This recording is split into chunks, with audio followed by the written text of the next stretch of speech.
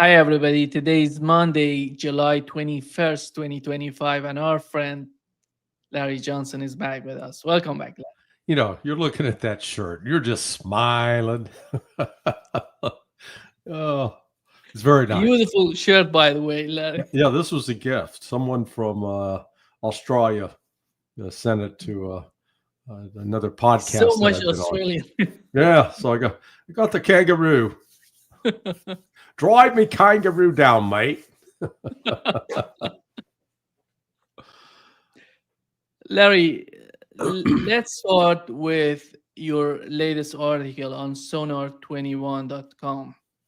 Here is what you wrote defining Islamic Islamic extremism and what it means for Syria and what's going on in Syria. What Yeah, are you trying to picture for us? well, there's a lot of terms are tossed about. You hear the term Wahhabi. You hear the term Salafist, and then Takfir. Um, and so my goal was to try to just help define some of those terms.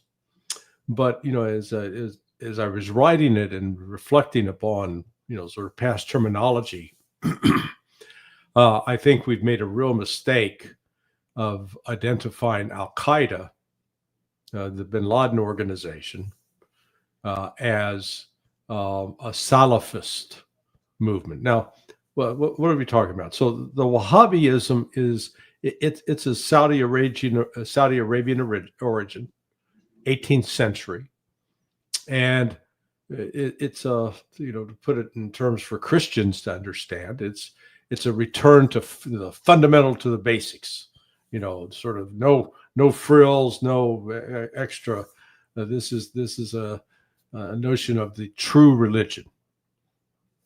Man, but it was largely confined to Saudi Arabia. That was the influence uh, from there. The Salafist movement is similar to the Wahhabi, and it comes out of, but it emerged more in the late 19th, 20th century. Again, the same notion of we're the ones who have the truth, and within that comes, if you will, an intolerance of other Muslims. Now, the reality is, the vast majority of Muslims in the world are not adherents to either Wahhabism or Salafism.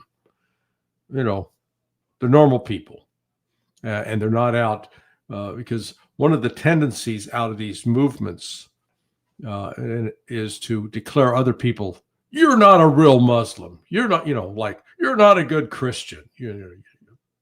So when you get people that take their religion and then invest it where they become the judges of others, that then out of that you get violence, such as what we're seeing in Syria. Now, here's the real interesting, and that's why I say Al Qaeda was not one of those. Al Qaeda was, they were motivated by religion as far as their Muslim faith, but it was really more of an anti-imperialist, anti-U.S.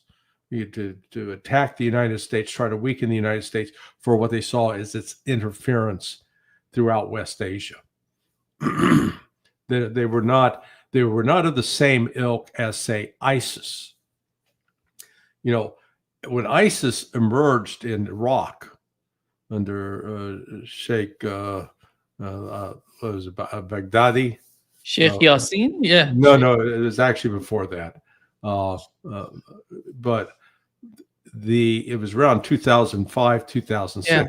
Well, it was Baghdadi, Abu Bakr Baghdadi. Yeah. If I'm not mistaken, he was young, Larry. Yeah. And he was coming out of it with a Salafist mentality and attacking other Shia Muslims, for example. And that led to a letter that both bin Laden and his deputy, Ayman Zawahiri, said, basically, what the hell are you doing? Stop this. We're Muslims. We're brothers of the faiths, So right there was showing that distinction. Now, I raise all of this because when you go back 30 years, go back actually into Afghanistan in the 1980s, when the CIA was starting to reach out and fund Islamic jihadists, some of whom were Salafists. That was a point where the CIA started working with groups that, depending on the day, the United States labels them as terrorists, and then the next day there are allies. So we got this. I mean, it shows that this war on terror is actually a complete fraud from the standpoint of it's not based upon some principle that we're against people who are religiously motivated to kill others. I wish we were, because if we had that standard, then we would be against Israel killing the Palestinians, because they're murdering Christians, they're murdering Muslims. So it's you've got this tendency. So that was what I was trying to focus on. And now, what the relevance to Syria is, the PBS show Frontline did a show recently about the rise of Hayat Tahrir al-Sham, HTS. Well, in my article, there's this wonderful cartoonist named Nemo. Now, he titled the cartoon wrong, but it's sort of like the evolution from ISIS to al-Shara right now. And it is, if you pull that up so people can see it, start off with ISIS, then you get al-Nusra, then you get HTS. Hey, now he's the guy in the Brooks Brothers suit with the trim beard and the shorter hair. And, what we've been backing a terrorist, someone that we claimed that we were fighting. And Ambassador Jim Jeffrey in this Frontline series, admits, hey, yeah, we're in contact with them, we're negotiating with them. And, it's really sort of an ugly secret that has been hidden from the American public over the years, because it goes back to, say, 1999 with the start of the Second Chechen War in Russia. Well, the Chechens, these were Muslim extremists that had the backing of the United States through the CIA and British MI6. And these people, like even al-Shara, they're tools, they're pawns that the West is using to move around to create mayhem, to bring about regime change. So that's what I was addressing in this. Laurie, how do you find the case of Syria under the pressures coming from the United States, from Turkey? How about the SDF, the Syrian Democratic Force, that I thought that they have joined the government in Syria. It seems that wasn't the case. Yeah, I don't pretend to be an expert on the SDF. All I know is that today the West issued some sort of, the United States and Turkey issued some sort of ultimatum. You better join up with this, al-Shara's government in the next 30 days or else what? I suspect that underlying this are some important tribal, familial factors that are driving the dynamics. And you're seeing that down south with both the Druze and the Bedouins. I think, as we talked on Friday, when you lay out all of the different ethnic groups in Syria, it's not homogenous, that's for sure. And the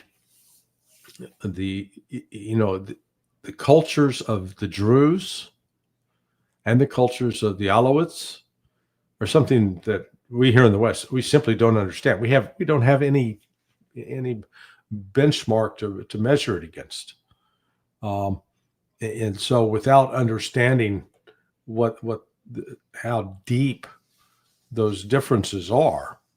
And then when you're dealing with the regular, let's call it the normal Shia population, because both the Druze have an element of Shia Islam, but they've Greek philosophy, Christianity, it's very unique. The Alawites are seen as really a sort of a spin-off, a breakaway from the Shia community. Then you got the Sunni Muslims, you got the Kurds, and Erdogan appears to want to try to control the situation, but clearly has been unable to. And the Russians are still there, providing some safe haven for many of the locals. They come and camp out around the Russian base, fearing, hoping that the HTS crew, these Salafists. Now, and let me make one other comment about that. What's fascinating is that many of these Salafists, these true believers, they're not actually really practicing Muslims. They're not disciplined and praying 5 times a day. They don't, making the Hajj, to go to Mecca. That's not on their list. And alcohol, pornography, things that strict, more what I call Orthodox Muslims practice, or reject the Western ways. These guys don't. So this is really sort of, if you will, they become tools of the West, and it's really about power.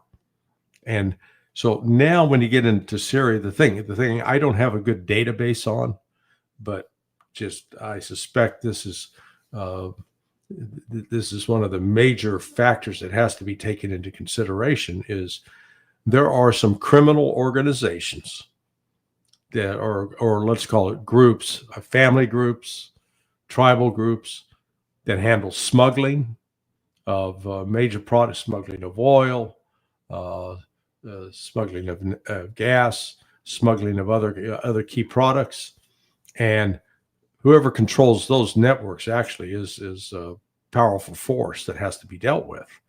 And they're not, I suspect they're not under the control of al-Shadar's government by any stretch. And by virtue of their, the money that they make through the smuggling, they're able to, they buy weapons, they can buy an army. So this is, what we've got here is just a recipe for chaos. I don't see it. I don't see it coming under any kind of control or normality anytime in the future. Yeah.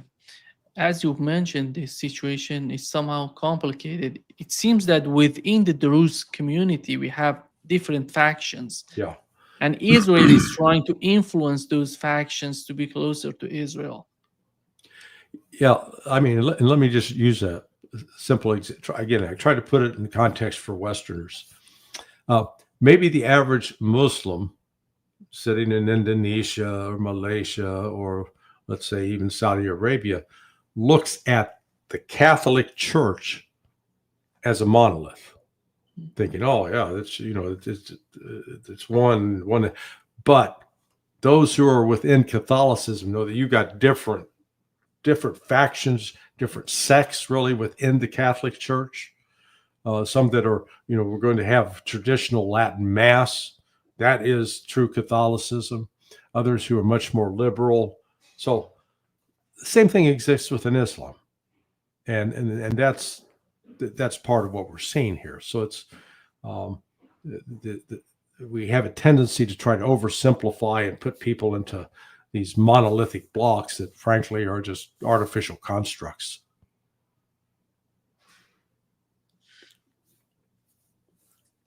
Turkey says that they're gonna support al-Jolani till the end, and I don't know what that would be, the end.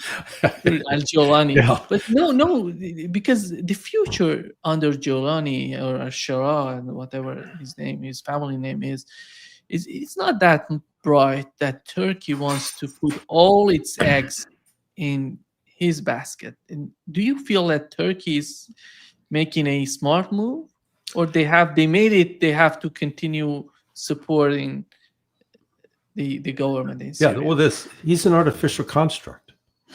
Jelani, aka Al-Shara, he's not organic. What I mean by organic, just like when the Ayatollah Khomeini returned to Iran, he had a wide base of support among the clerics and among the people. So he was not being imposed from the outside. And whereas Al-Shara is, and I forgot, in the previous question about the Druze, it is important again to understand they're split. You've got Druze that are living in Israel, you've got Druze that are living in Syria. The Druze, they spread out, and just because they come out of that same background and heritage doesn't necessarily mean that they share a unified vision. And coming back to Al-Shara, he doesn't have a natural base of popular support by any stretch. And his ability to, if you will, win the loyalty of the Druze population, he's attacking and killing. His people are attacking and killing Alawites and Christians. And one of the traits of the people in this region, they don't have Alzheimer's disease. They don't forget. They remember. If you've killed members of my family, we will remember and hold you accountable. It is, in the United States, hell, we can't remember what happened 2 weeks ago. We forget. It may be something bad, but these folks remember specifically. And I recall one of my colleagues, I may have told the story before, at the agency. He was running an asset out of one of these West Asian countries, and the guy showed up at one of their meetings and was really upset. And so my friend said, "Well, what's wrong?" And he said, "Oh, this group had come and they'd killed this many women and children, and man, it was a massacre, and it was, and it was just so he was very upset about it." And my friend said, "Oh, I haven't heard about this." So he starts writing it down. Where did this take place? What happened? How many? And then we got to the crew. So when did this occur? The guy stopped and said, 740 AD. It was like 1,000+ years ago. But he was talking about it, and he was not pretending. He was talking about it as if it had happened last week or last month. And again, that's a cultural difference. But there's there's a strength, there's a positive aspect to that cultural. People don't forget; they remember, and they have a heritage. So their heritage and their ancestors, it's important. So that's part of what we're dealing with here. That this Al-Shara is an artificial construct by the West. It's just being planted there in hopes that he's going to somehow acquire authenticity and popular support. Right? It's not going to happen. This is, I don't want to say it's like Vietnam, where the United States kept putting in a new leader here and there, and whereas the North Vietnamese had authentic leaders that had a base of popular support. We have a tendency. It is a tendency on the part of the CIA. You want to put in place people that are, if you will, like you, that you can talk to, that give you the feedback that makes you feel, oh yeah, I like this guy. He's reliable, he's trustworthy, and maybe not, maybe really isn't, but at least he's figured out how to shine you on, So. Larry, Mike Huckabee went to the West Bank to meet with the Christian community there, and d- does the United States feel comfortable about what's going on in the West Bank and the way that Israel is treating, and somehow why there why is there why have we haven't seen anything. We haven't seen, because we, at least we thought that the Trump administration would do something in that term, because these people who are supporting the administration, mostly Christians, they want to respect the values. But how about the administration? The way that Huckabee is talking about, he's somehow trying to play both sides, and he doesn't want to upset the government in Israel. What's going on there? No, actually, I took that as I suspect that Huckabee didn't even realize that there were Palestinian Christians. Huh? I thought they're all Muslim. Yeah, because you saw actually yesterday as well on one of the Sunday talk shows, even Lindsey Graham, the little old lady from South Carolina, he was upset about the attacks on Christians by the settlers. So they're actually now starting to make that. You're hearing from both Huckabee and Graham, and I think it's a welcome development. The acknowledgement that these settlers are really they're pure evil. They're the problem, not just part of the problem. They are the problem, because they reflect this entire notion that this is our land. God gave this land to us. Nobody can have it, and we can do whatever we want to you. And so here's Huckabee suddenly discovering, oh my God, they're attacking Christians. Good. Wake up to that. And, it's actually over the last couple of weeks, I think Israel's maybe have, recognized they've crossed. I don't know if they acknowledge that they've crossed the line, but you've had the attack on the Catholic Church there in Gaza, which has elicited from finally the new Pope some direct condemnation of Israel over that. And then you've got Huckabee going into the West Bank and meeting with the Palestinian priest and listening to the stories from those people. And, I don't think Huckabee is a stupid person. He's not an imbecile. He does have some intelligence, but he had up to this point allowed his own mistaken beliefs about the Zionist enterprise to blind him to the fact of the persecution of the Christians that has taken place. And then with Lindsey Graham commenting on it. So I think it's a real thing. And then you couple that with what's been going on in Syria, because Syria's had one of the oldest Christian communities in the world, and they're being attacked and killed.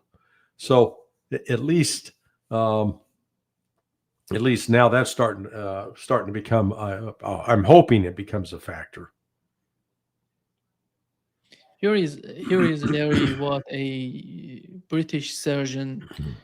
He tries to describe what he has been witnessing in Gaza. Mm-hmm. It seems that Israelis are just killing children just they are for fun or for sport and murdering. Here is what he said. Yeah. In the emergency room describe a very clear pattern where on particular days they'll see different body parts targeted. So on one day they'll all be abdominal gunshot wounds, on another day they'll all be head gunshot wounds or neck gunshot wounds, on another day they'll be arm or leg gunshot wounds. And on last Saturday there were 4 young teenage boys all brought in very, very rapidly in succession with gunshot wounds to their testicles. So they're clearly being targeted to their testicles. And this is a pattern that we're seeing every day, that these young teenage boys are systematically being targeted. And it's almost as if a game is being played, that they're deciding to shoot the head today and the neck tomorrow and the testicles the day after. This is the scale of this crime that the government of Israel is committing is on par with that of the Nazis during World War II. In fact, if you could measure it out in sort of a per capita basis, yeah, it's horrific. The images of these starving Palestinians in Gaza now, they begin to resemble the inmates who were incarcerated in places like Bergen-Belsen, Sachsenhausen, Dachau, that they're walking skeletons. You know, the Jews of that period called those, who were, emaciated, skin and bones, Muslims. And now here you're having it. I don't know if I saw George Galloway did a great emotional rant at the start of his latest episode of the Mother of All Talk Shows, and showed video footage of an elderly man who just literally died while standing there in line trying to get food. The life left his body. He died. The children that are being targeted, shot, blown to bits, crushed with falling debris. It is, the Palestinian people have now been putting up with this for 21 months. It's a nightmare for them, and the world, with really the exception of the Houthis, standing by and doing nothing. And then, this includes, a level even as a criticism of Russia and China. For God's sake, do something. The governments that have power, do something. Stop this. Israel has to be stopped, because ultimately you're hoping that the Jews that are opposed to this Zionist madness will finally rise up and say, "This is not us. We are desecrating." The number of Israeli soldiers starting to commit suicide, it's going up. And I just saw one where one soldier apparently committed suicide in front of his other colleagues, and the commanding officer yelled at him, "Stop whining, you got to suck it up. There are still people of conscience with a consciousness in Israel that understand that this is evil and wrong. But the Zionists are possessed of this madness that's sustaining it. The images are sickening, and all we can do is, at least highlight it, talk about it, to try to get people energized to put pressure on their governments to extent. In the United States, where Donald Trump's administration is firmly in the grasp of this Zionist clique, and I don't think there's any hope there for the United States to back away and change its policy. It seems to me, Larry, that they're not going to back down on the way that they're killing civilians in Gaza. But after all, the society, the army from within would collapse if they continue this way, because they cannot. It's somehow unbelievable. You cannot go this way. You are destroying everything. You are destroying the society from within. Well, Israel's losing its soul. It is when you engage in this kind of monstrous behavior, you become that. You become what you're doing. What I find incredible is that Hamas has been able to survive and they continue to carry out effective ambushes where they're killing and wounding Israeli soldiers on a regular basis. And some of the images, the bravery on the part of these Hamas fighters is really, I don't want to say it's remarkable, because that suggests that there was no reason to believe that they were brave or courageous. But you see them run with an explosive charge in like a backpack at a tank, where the tank crew's in there, but they approach from a blind side, are able to throw the bag in and blow the tank up and kill and wound the crew. And it's not just one. I've seen multiple videos of this. So, this is. I don't know if you were ever familiar with the Leon Uris book, Mille 18, which told the story of the Jewish uprising in the Warsaw Ghetto during World War II. And Uris is portrayed as a heroic account, and here were these small. It was a small number of fighters, and they were hardly had any weapons at all with which to engage the German troops. They lasted about 3 weeks before they were wiped out by the German Wehrmacht. My God, here's Hamas.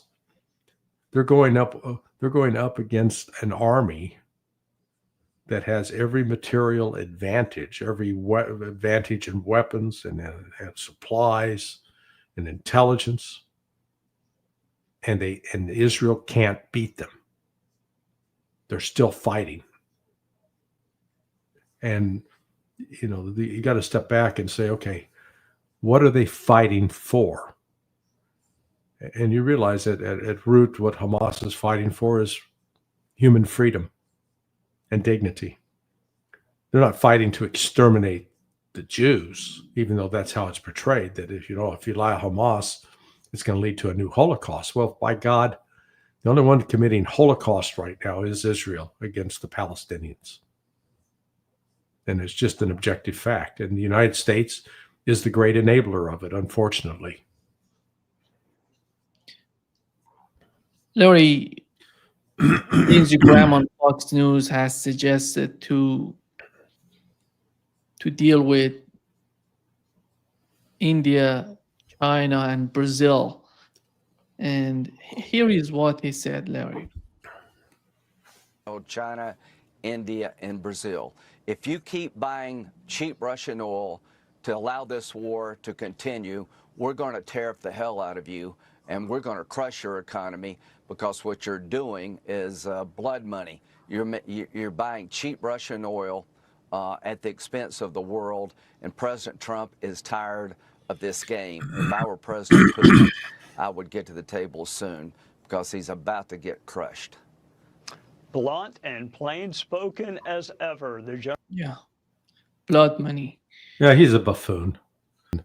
Likes to tout family values and engages in conduct, reportedly, according to people like Roger Stone, that allows him both to be manipulated and coerced behind the scenes.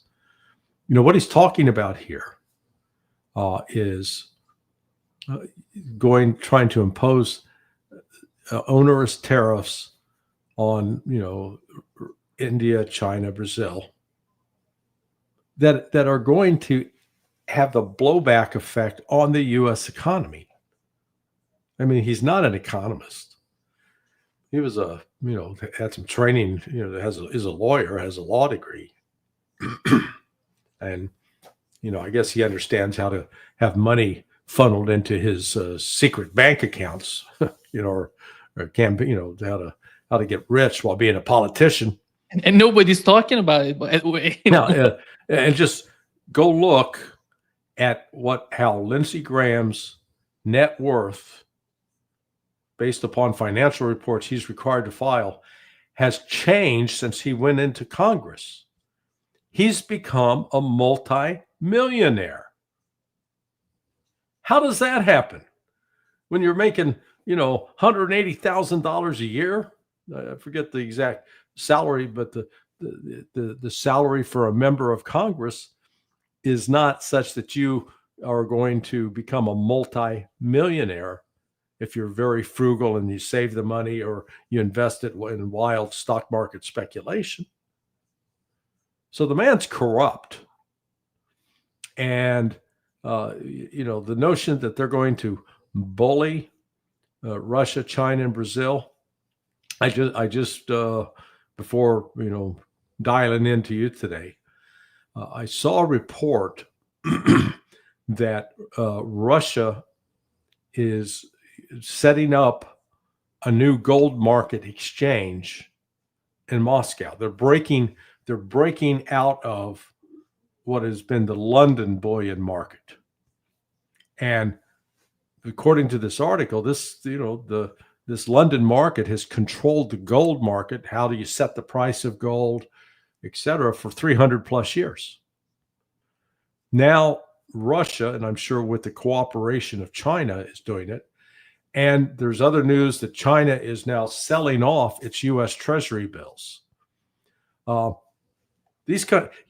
kind of talk by Graham forces these other countries to recognize, you know what, we cannot be in any position where the United States can attack us economically, can attack us financially. We've got to take steps to ensure ourselves against that. And as a result of these kinds of actions, the West is actually, it's cutting its own throat. It's just cutting off parts of its body. The example is you try to sanction Russian ships. Well, the sanction on the ships is that you go after that if they're wearing a Russian flag, they don't get insurance. Well, who's the big insurance provider? It's been provided out of London. So what has happened as a result of this is the so-called creation of ghost fleets, but they're not ghost fleets. They're simply tankers that are no longer insured by the Brits. They're being insured by Russia.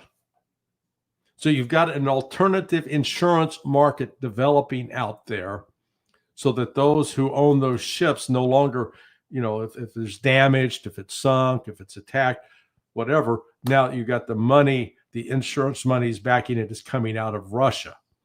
And I think countries like Russia and China, they recognize that they can no longer be in a position where they're going to be held hostage to the financial markets in London and New York.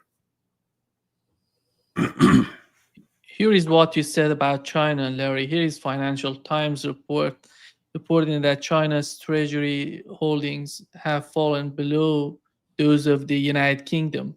You see the line in red. Yeah, the red line going down, that's China. Yeah, China is going down 2025. You see it comes below the UK one. How did you know I was going to talk about that? Because I was going to bring it up. you Oh, hey man, great minds think alike, right? And it seems, Larry, for China has changed a lot. And look at their political sort of attitude. You look at their economy, how they're trying to be independent, more independent from the United States. Do you feel that China is somehow, what has happened to Iran, to Russia, is somehow knows that it's going to happen to him in the near future, but they don't know when that's going to happen. They're preparing for that. I call it the baby elephant and the rope.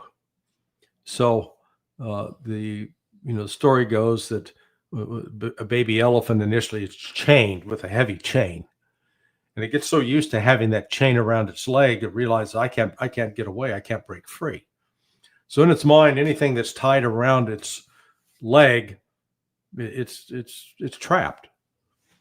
As it grows and gets bigger and stronger, finally, the owners, the people who are, let's call it own the elephant, or trying to control the elephant, they can then put just a light rope around the ankle. But because that elephant's been conditioned to think, oh my God, anything I can't get free, it remains trapped until the day comes when it pulls on it and it breaks and it realizes, hey, I'm no longer chained to that.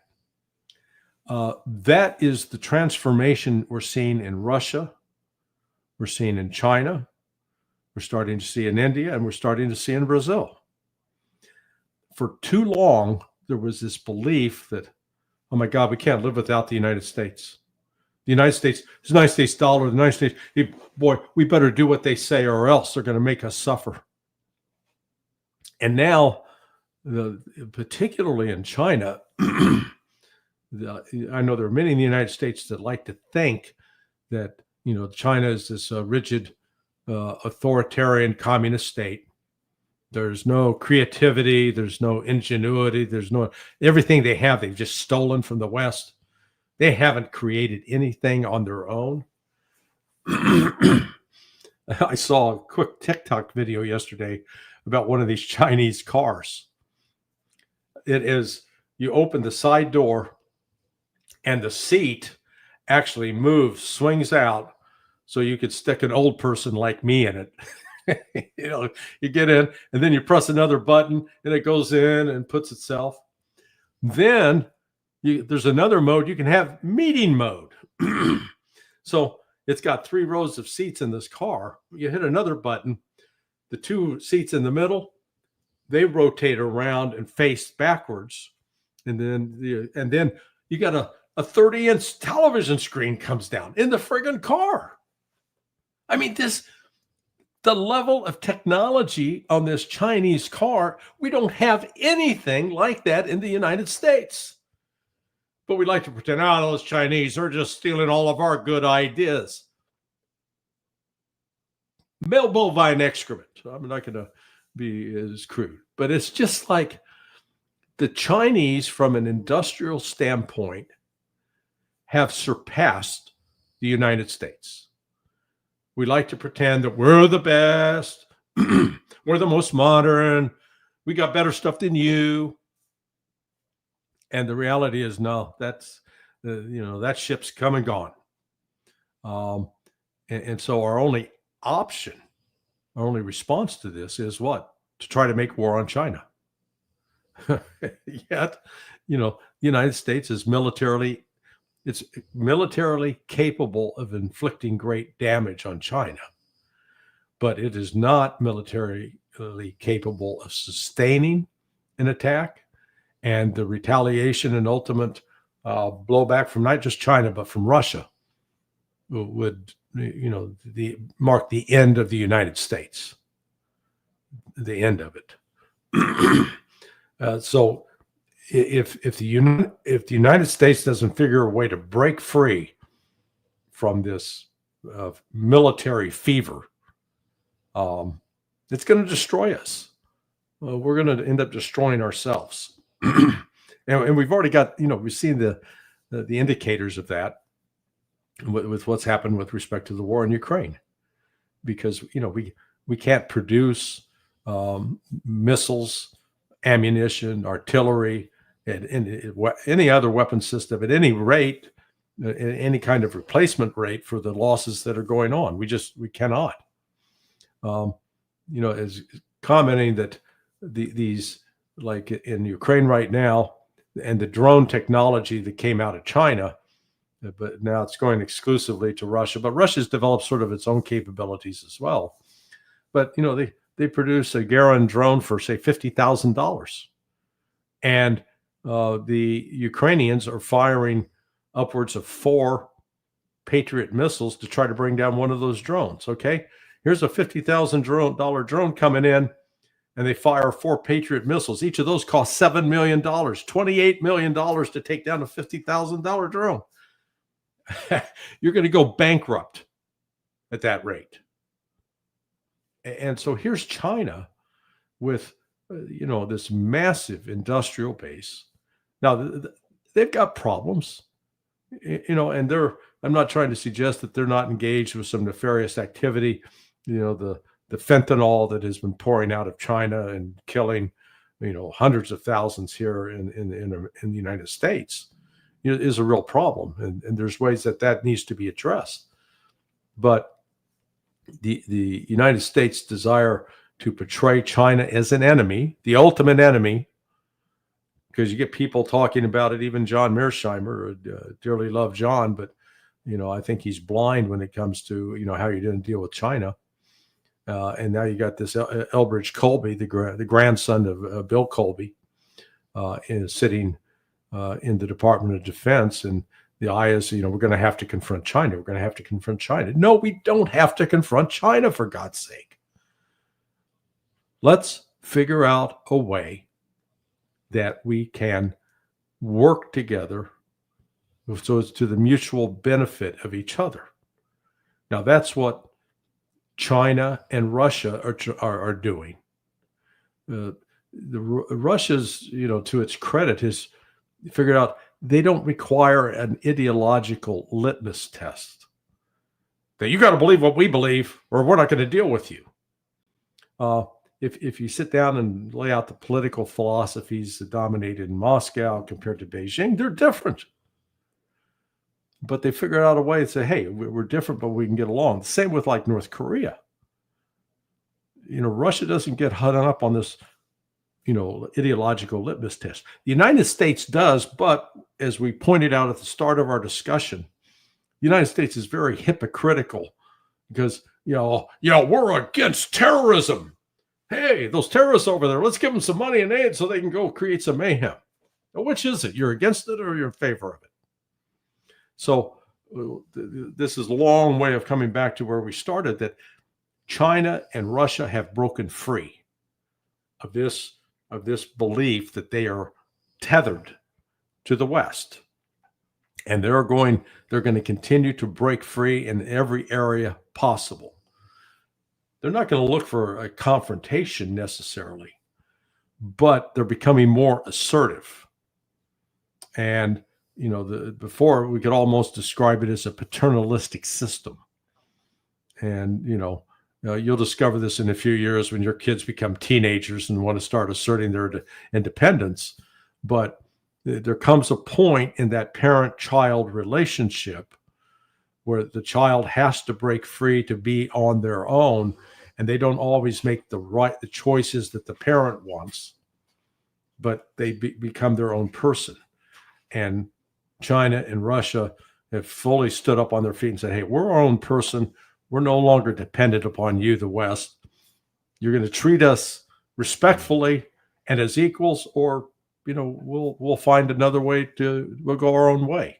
And that's one of the reasons that I think China is now saying, they, in the past, they were willing to play along and buy the U.S. treasuries, basically enabling our addiction to spend.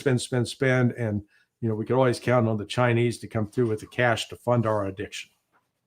Now they're saying, we're no longer interested in that. And the belief here in the United States is, they could never do that because our money's so important to them. They can't live without us. And what happens when comes that moment that the rest of the world wakes up and says, yeah, you know what? We can live without the United States. It's no longer the gold standard of currency. In fact, we're going to use the gold standard, our own gold, which is why we're taking control, going to get some control over the gold market, the global gold market, where Russia and China control it and not London. Larry, the United States, if we assume that they have a grand strategy, they have some sort of a big picture of what's going on, there has to... Oh, come on. Boy. Have you been taking hallucinogenics this morning? Okay, I'm sorry. I'm rude. I'll let you finish. The reason I'm mentioning this, Larry, because when we look at the way that the United States treated Russia with a proxy war in Ukraine, Mhm. a proxy war between Israel and Iran, if we assume that's a proxy war, in Taiwan, I think the era of proxy wars, because they have started with sanctions, then go with tariffs and weakening the governments, hollowing the society from within. That didn't work for in Venezuela, in Cuba, for Iran. It didn't work. For Russia, it doesn't work. It is not working for the United States in Russia. It seems that those days are gone, and the United States is so used to sanction, accustomed to the way that they were using sanctions against other nations. They cannot separate from them. It's something so addictive, and they're so addicted to what they've been doing, and they cannot they cannot just leave it alone. How is that going to be, Larry, when it comes to what do they have? They have sanctions, doesn't work. Tariffs didn't work against China. And they're talking about right now China, India, and Brazil. They don't ask themselves why, because in Brazil, if you try to do that to Brazil, you're going against the economy of Brazil. It's not Yeah. something to. It's not all about the president. It's about the security of a country, a big country. In India as well, you can argue that India is so close to the West, they're trying to do everything to be closer to the United States. But after all, the national security of a country is much more important than anything else. Who's going to provide India with energy? Who's going to provide China with energy? Brazil as well. If we Yeah. assume that they can eliminate Russia, it's impossible to go in that direction. Yeah. Yeah. No, it is. Like I said, this process of breaking free from U.S. control, it's underway. And Donald Trump, he tried to pretend. I saw his comment the other day that BRICS is fading away. They're fading, and he was. I mean, the guy's delusional. He talked about, they had that meeting in Brazil and nobody showed up. It's like, who's briefing you? Stop watching Fox, or have decent information about what's going on. Acknowledge it. But I wrote a piece 2 nights ago at sonar21.com about the CIA, the war on Russia, and it was based on this article in Foreign Policy, which is a journal of the deep state. Let's call it a journal of the deep state. And it was written by Tim Weiner, who's he is the author of this book called Legacy of Ashes, which is the history of sort of the first 40 years of the CIA, 50 years. And what was in this article, basically, he was portraying this recently retired CIA officer who headed up the operations, the ones that controls all the spies overseas. And the thrust of the article was to portray Donald Trump as a stooge of the Russians, and that the Russians were still manipulating things. And this article came out just before Tulsi Gabbard then released all the information showing that the entire 2016 claim about Russiagate was a fabrication, a complete fabrication, and it involved a conspiracy in which the director of the CIA, John Brennan, and James Comey, and the director of national intelligence, James Clapper, all conspired to hide, suppress the intelligence that showed that Russia had not interfered, in order to create the narrative that Russia was interfering and Donald Trump was under their control. But throughout that article, as Weiner's trying to present this case. And you then get he has some astonishing quotes. There was the director, the articles focused on a guy named Sylvester. Prior to Sylvester becoming the head of the Directorate of Operations, there was another fellow named Rakusan, Tomas Rakusan. And Rakusan reportedly in 2016 or 2017 ordered the CIA, ordered his officers to go out and, quote, recruit terrorists to attack Russia because of Russian interference, except Russia hadn't interfered. And as head of operations, he would have known that. So it was just a deliberate lie to try to attack Russia. And then what you realize is this, since the collapse of the Soviet Union, the end of the Cold War,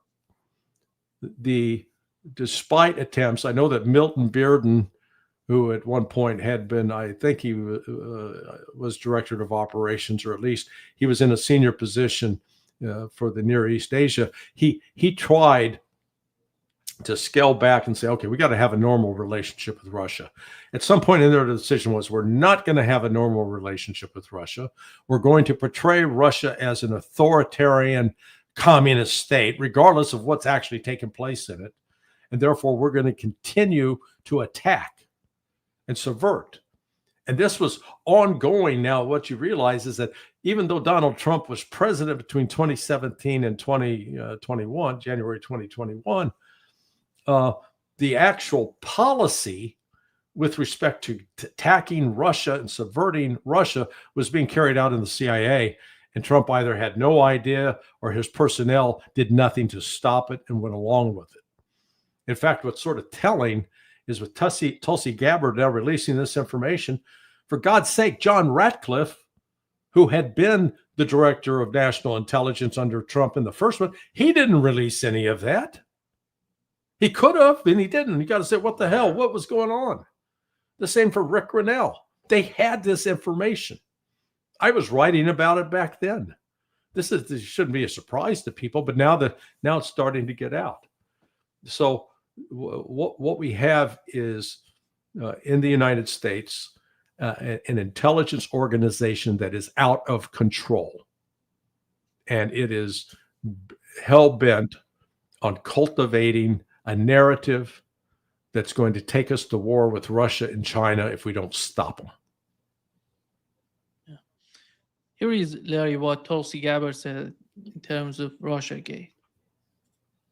Months leading up to the November 2016 election, the intelligence community agreed that there was no intelligence that reflected that Russia was trying to hack the election in favor of either candidate. The evidence showed, the intelligence showed that, again, Russia did not have either the intent nor the capability to be able to impact the outcome of the United States election. So it was very striking when we look back again at the documents that I declassified and released that shows there was a shift. In early December, the first week of December, again, another document was produced by the intelligence community, a president's daily brief that was consistent with every other assessment that was done previously leading up to the election. Russia did not, this is after the election now, did not attempt to affect the outcome of the American election. That was never published. Hours before it would have gone into President Obama's President's Daily Brief, it was pulled by a senior level intelligence official saying that they had to pull it because they had received new guidance. The very next day, this meeting was called, a National Security Council meeting, bring together all of the senior leaders of President Obama's cabinet, and the topic that was put forward was a sensitive matter. The tasks that came out of that meeting was coming from President Obama directing the intelligence community, then Obama's ODNI director Clapper, to produce a document, to produce an intelligence assessment that detailed not if, but how Moscow affected the outcome of the election that had already occurred, electing Donald Trump to the presidency. This document that they published in January of 2017 was the foundational groundwork that they continued to reference over and over and over again to enact this years-long coup against President Trump.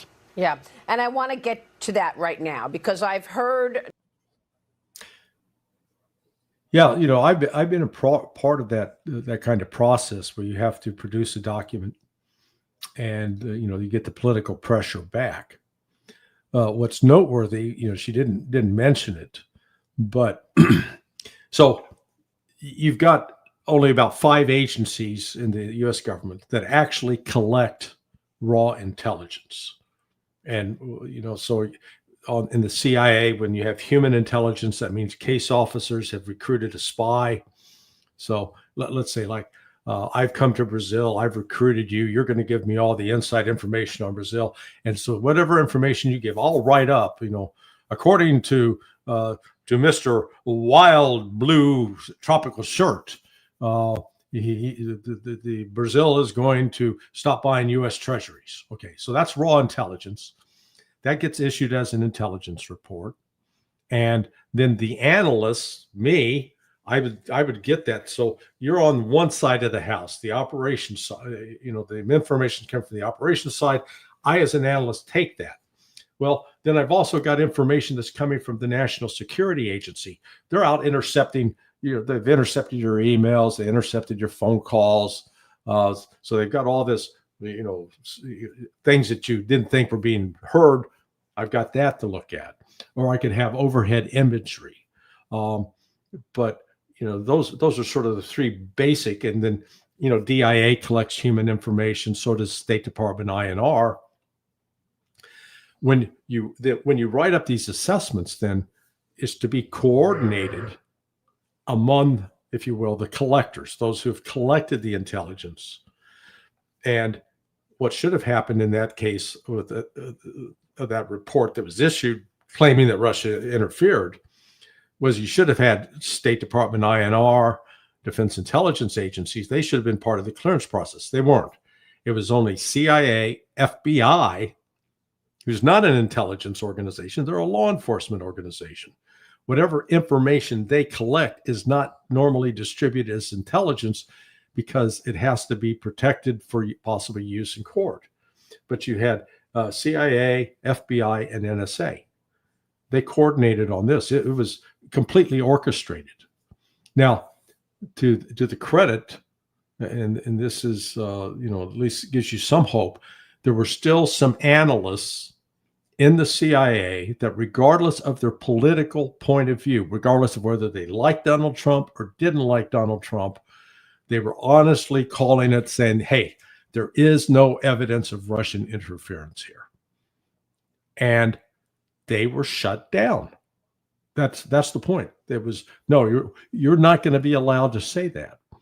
And I guarantee if you go back and look at what happened to their careers, I suspect those analysts who were making that case, they probably didn't get promoted. They probably didn't get elevated to any senior position because now they were too goddamn independent to be in leaders, to be trusted with leadership. I mean, they might actually do the right thing on a matter of principle. No. We need somebody that's going to kiss the posterior of the deep state, no matter what the cost. Lying becomes the celebrated virtue.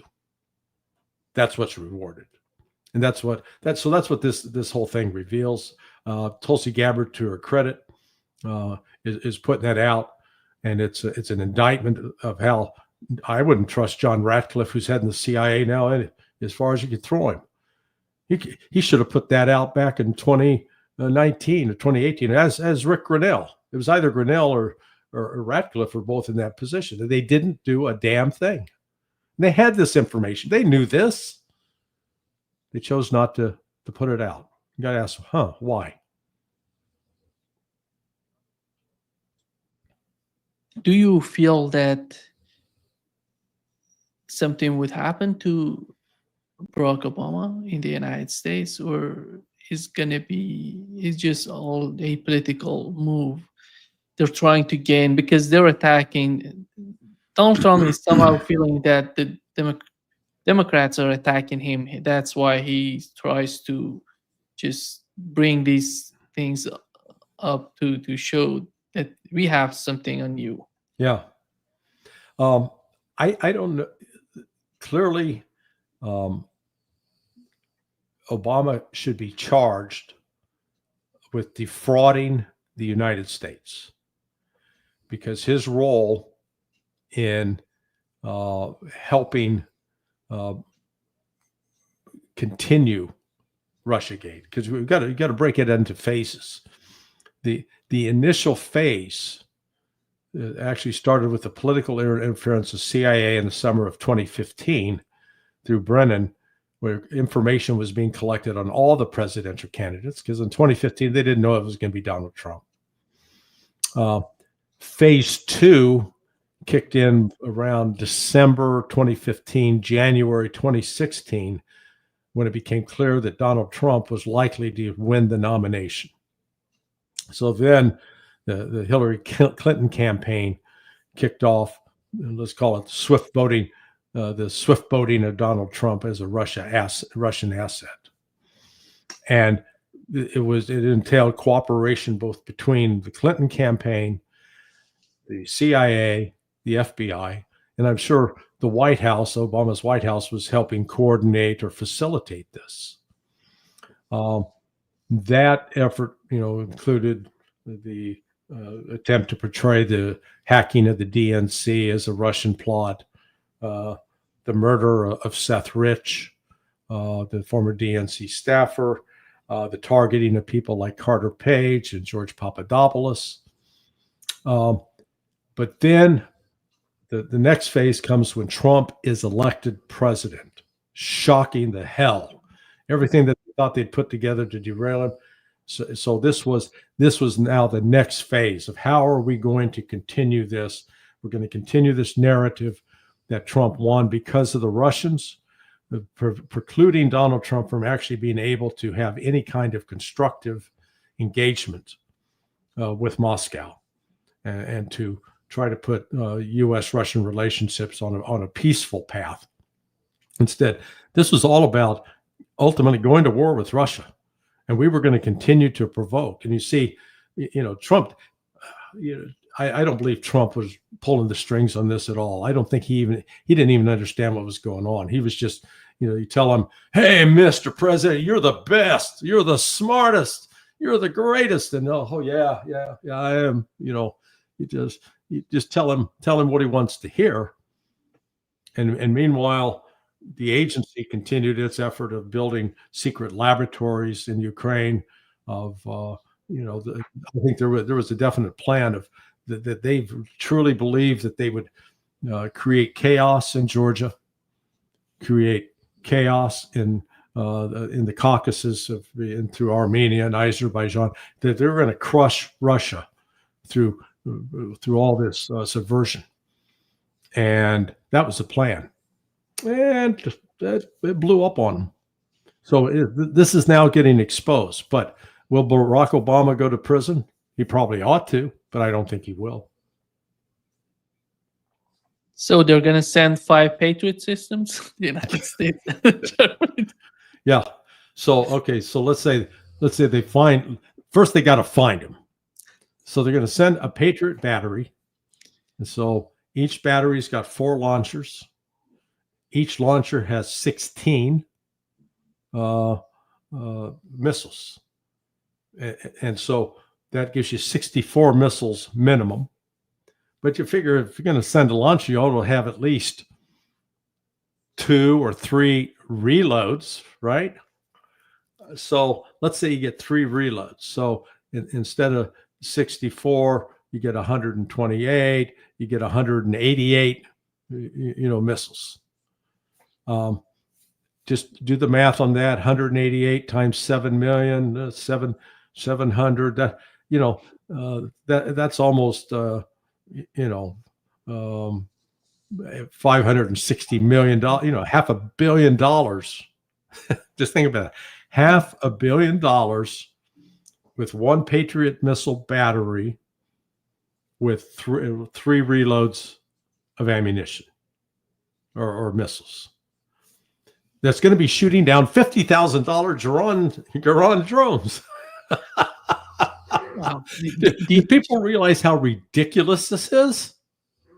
I mean, it's insane. Yeah. Now, future historians can look back on what the hell were they thinking? Was it all that legalized marijuana that they've been smoking that's altered their consciousness? Maybe.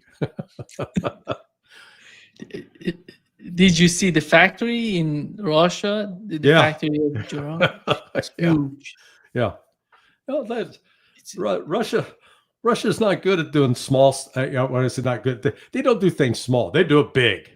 You know. Larry, these are those Shahed and something like the one that Iran has that Russia somehow upgraded or changed it.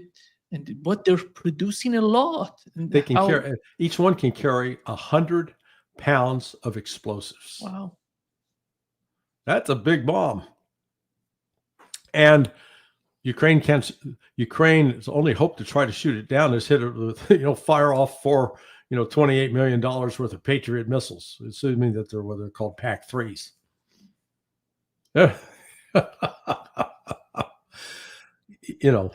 We're getting, the U.S. is taking an ass whipping and just doesn't actually want to acknowledge it or accept it.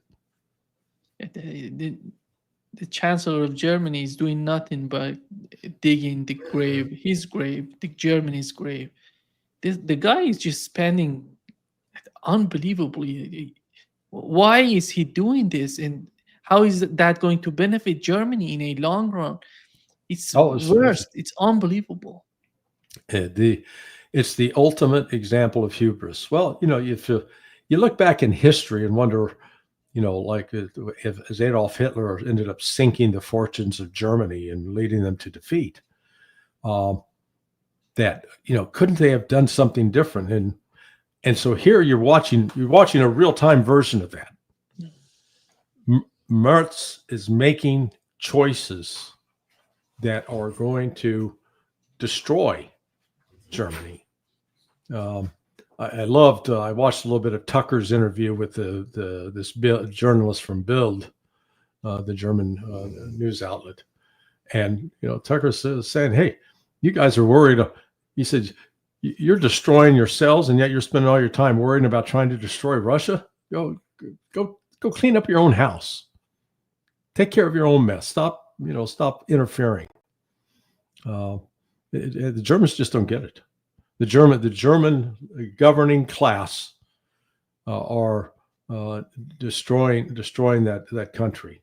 And I spent a lot of time in Germany over the last 20 years, and so really enjoyed. Yeah, well, you did too. You lived there, and a great country as far as the food was spectacular.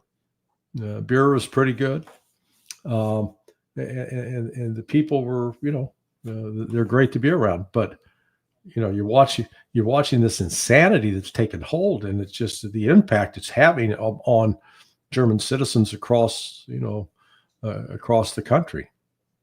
From Berlin to Baden-Baden, and from Braunschweig up north down to Hamburg up north as well, down to München. It's terrible for the country. Larry, there will be a trilateral meeting between Iran, Russia, and China. Mm-hmm. They're going to talk about Iran's nuclear program. Sure. Because it seems that Europe is preparing for snapback sanctions that was somehow considered in JCPOA.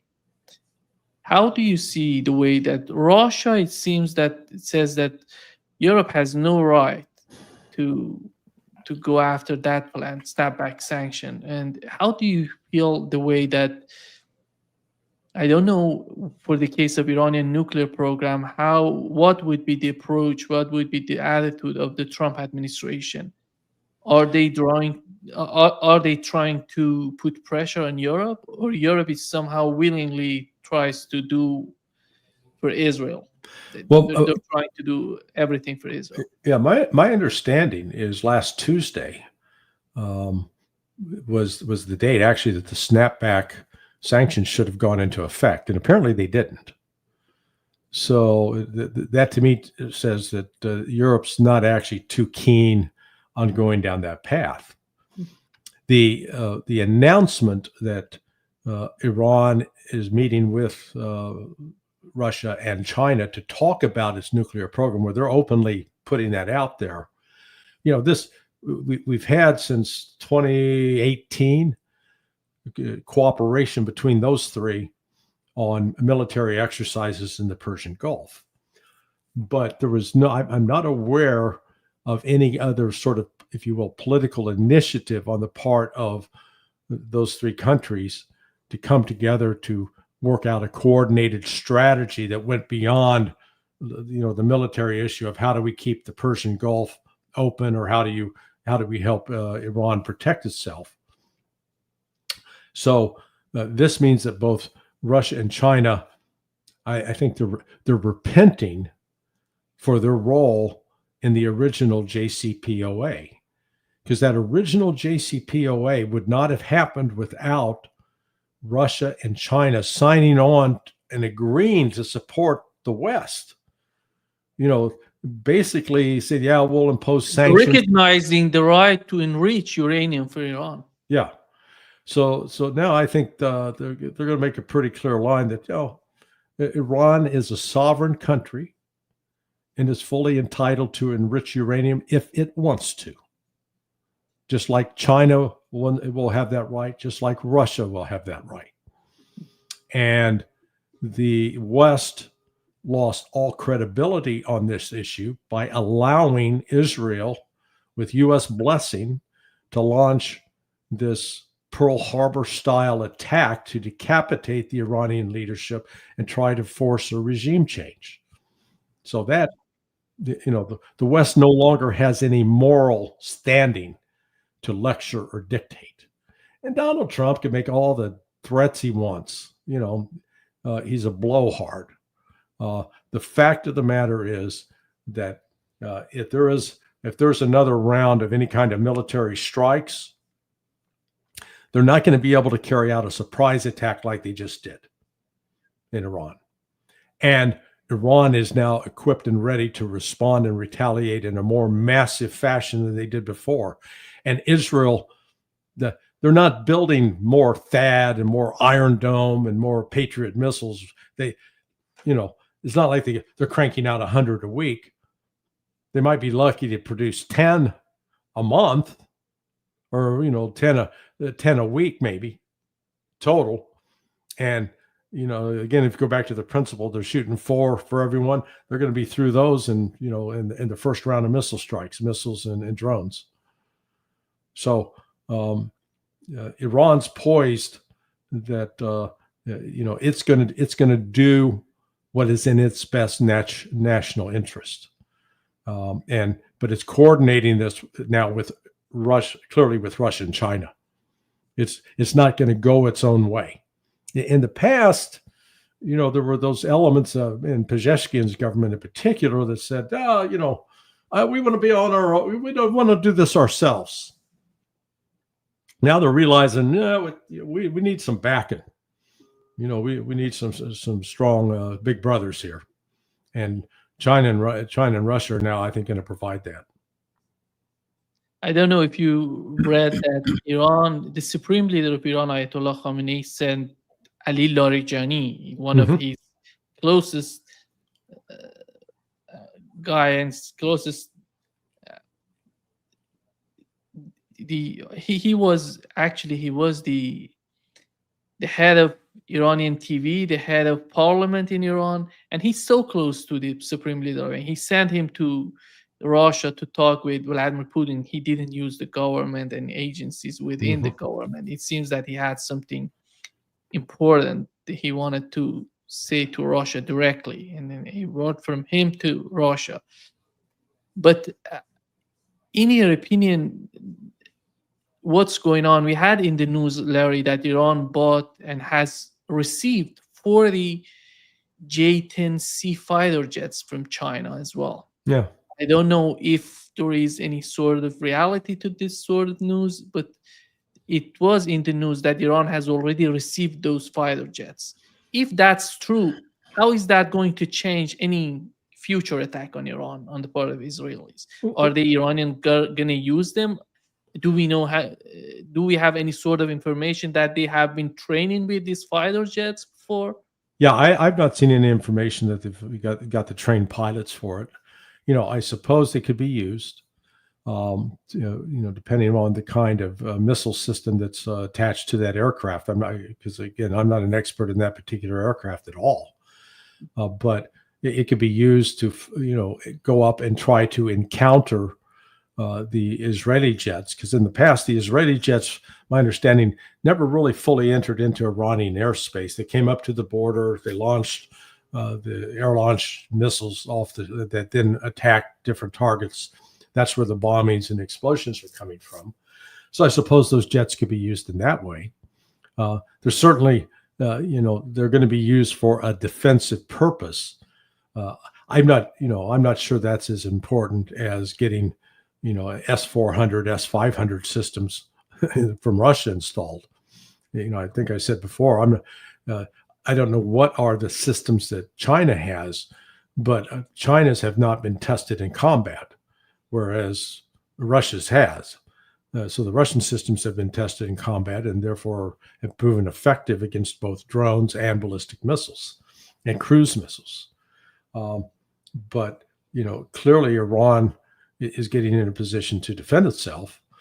And I did see comments, a short video from Ayatollah Ali Khamenei, where he was very, he spelled it right out. He said, "Look, they want us to stop enrichment. That's their demand. So we give in to that. Then the next demand is, well, hey, your missile program, we got to stop that. We got to get rid of that missile program." And he says, if we do that, then they're not going to stop there. They're going to say, hey, you can no longer provide support to Hamas and Hezbollah and the Houthis. You got to stop that. And then once we stop that, they're going to go, hey, you know what? You can't no longer have these religious clerics running your government. You got to have, he goes, it's never going to stop. So we're not going to be pressured into meeting their demands. We're going to have a system of mutual respect, or we're not going to have relations. And we will pursue what's in our best national interests. He gets it. And so I think Larijani, that's part of the message he's carrying to Russia and saying, help us protect ourselves against these crazy people in Washington. Yeah, they're going to have, Larry, Iran and Russia are going to have a 3-day exercise and military exercise. It's called Casarex 2025 in the Caspian Sea. Mm-hmm. And it seems that the Caspian Sea is getting important in the aftermath of what has happened to Azerbaijan, because it would be an alternative how to get from Russia to Iran from the Caspian Sea, right? Instead of using Azerbaijan, right?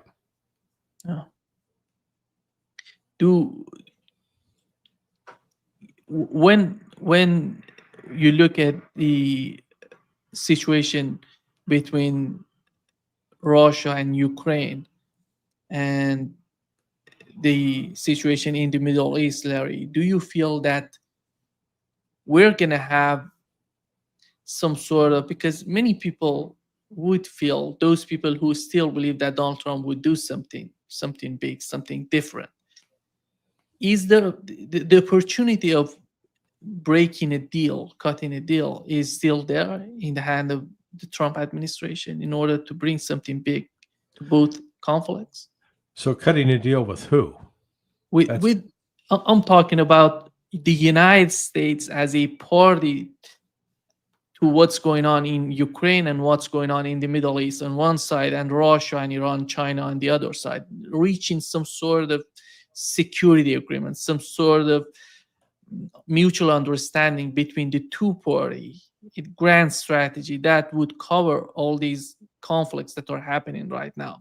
Do you see the capability of that happening with the Trump administration? No, not at all. Trump has no leverage over Russia, none whatsoever. You know, the threats, oh, we're going to tariff the hell out of you. Okay, good luck with that. And that's why, you know, I that news that Moscow is now going to, you know, no longer be part of the gold market out of London, and is going to set up an alternative system that's going to basically cater to the BRICS countries, which is, you know, 50% of the global economy right there. That's significant.